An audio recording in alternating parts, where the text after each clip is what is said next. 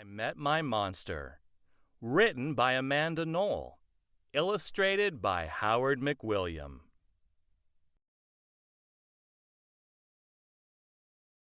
One night, when I reached under the bed for my truck, I found this note instead. Monsters, meet here for final test. Z. Ha! My parents were obviously trying to trick me into staying in bed. I didn't believe in monsters. So I crumpled the paper, grabbed my truck, and zipped over to my garage. I heard some creaking and rumbling, but I wasn't scared. Our house always made noises at night. But then a voice under the bed scolded, "Stop that stomach rumbling. The child will hear you." Voices? Stomach rumbling? If this was part of my parents' trick, it was pretty cool. I peered into the inky blackness. 5 pairs of eyes blinked back. "See, now he knows we're here," the voice sighed. "One of you has broken monster rule number 1. Maintain the element of surprise." This is no trick, I thought. There are monsters under my bed. A long-necked yellow monster slid out, followed by 4 little monsters. "Rule number 2, the yellow one instructed. "Never block the bed. All of you, scoot over." Hey, I realized, that one must be their teacher. I sat up straight, mesmerized by the monster parade shuffling across my bedroom.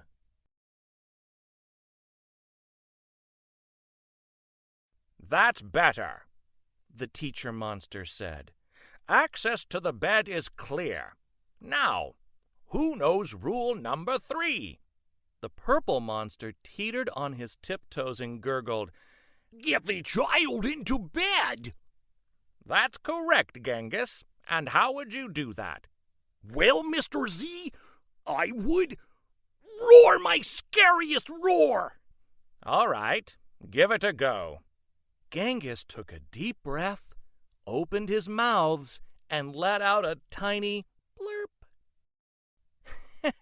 Stomach rumbling would have a better chance of getting me into bed than that funny little noise, I laughed. "The child is right," said Mr. Z, shaking his head. "That was not sufficiently scary. Genghis, I'm sorry. You're not the best monster for this child." There was some creaking as Genghis slunk beneath the bed. Before I could investigate where Genghis had gone, Mr. Z asked, "Now who wants to try to get the child into bed?" The orange monster looked at the ceiling, and the red monster looked at the floor. Only the green one looked at me. First, he stared at my toes and started drooling. Then he took a step toward me, and I heard that rumbling noise again. I sprang into bed so he couldn't get my feet. Mr. Z blinked. "Very unconventional, Gabe. Your stomach gurgles seem to be what this child needs." What I needed was to make sure this little Gabe monster didn't eat my toes. "Right, you 3. The child is now in bed," said Mr. Z. "As every monster knows, the ultimate objective is rule number 4. Who can tell me what that is?" The orange monster bounced and squeaked, "Keep the child in bed until it falls asleep." "Correct, Morgan. And how would you accomplish that?" "Shadow puppets! Shadow puppets!" she squeaked again. Gabe whistled through his nose and I snickered, but Mr. Z said, "Interesting idea. Try it." Morgan hopped onto my night table and flailed her arms near my lamp. Silly shadows blobbed onto the wall, and a cloud of fluffy fur tickled my nose. Achoo! "Morgan, stop at once!" Mr. Z ordered. "You're supposed to scare him, not make him sneeze. I'm sorry, but you're not a match either." Morgan's arms flopped to her sides, and she scuttled under my bed. There was some more creaking, and Morgan was gone. After all that sneezing, I really needed a tissue. Suddenly, a huge shadow of uncut claws loomed across my room. Awesome, I thought, and kind of scary. I froze in place. "Powerful performance, Gabe," said Mr. Z. "But do either of you see a problem?" Oh, I know. Chirped the red monster. The child is out of bed again. "Correct, Abigail," Mr. Z continued, "and one of you must get him back in. Let's revisit rule number 1. Maintain the element of surprise." All at once, poof! The monsters vanished. Then I heard more rumbling. Were they hiding in my closet making noises to scare me? Ha! No!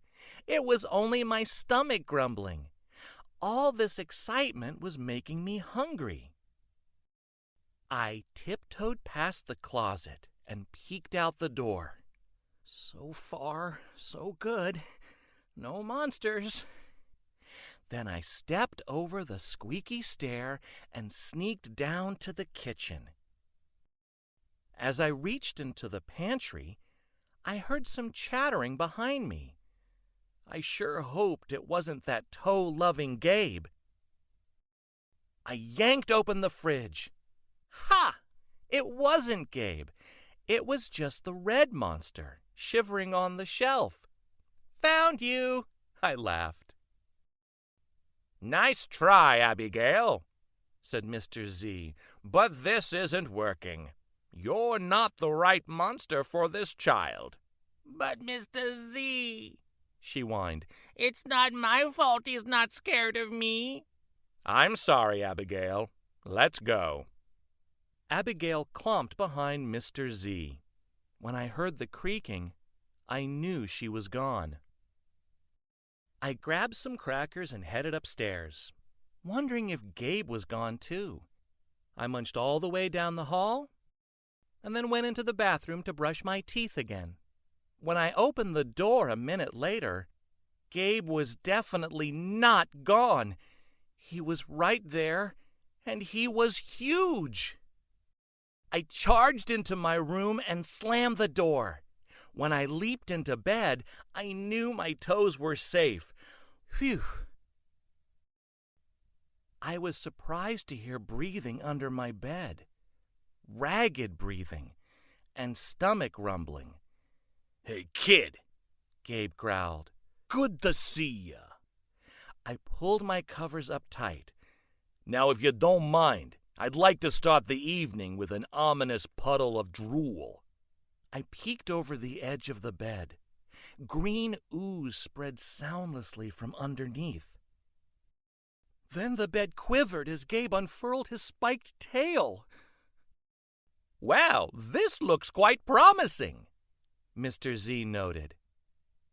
When I heard some more creaking, I knew Mr. Z was gone. I was alone with Gabe. Gabe loomed over my bed and began sharpening his uncut claws on my bedpost. How'd you get so big? I gasped. "Rule number 5, my friend," he explained. "People food makes monsters grow, so thanks for the crackers. Got any toes I can munch?" I scrunched in my feet so Gabe couldn't get them. This was way better than playing with trucks.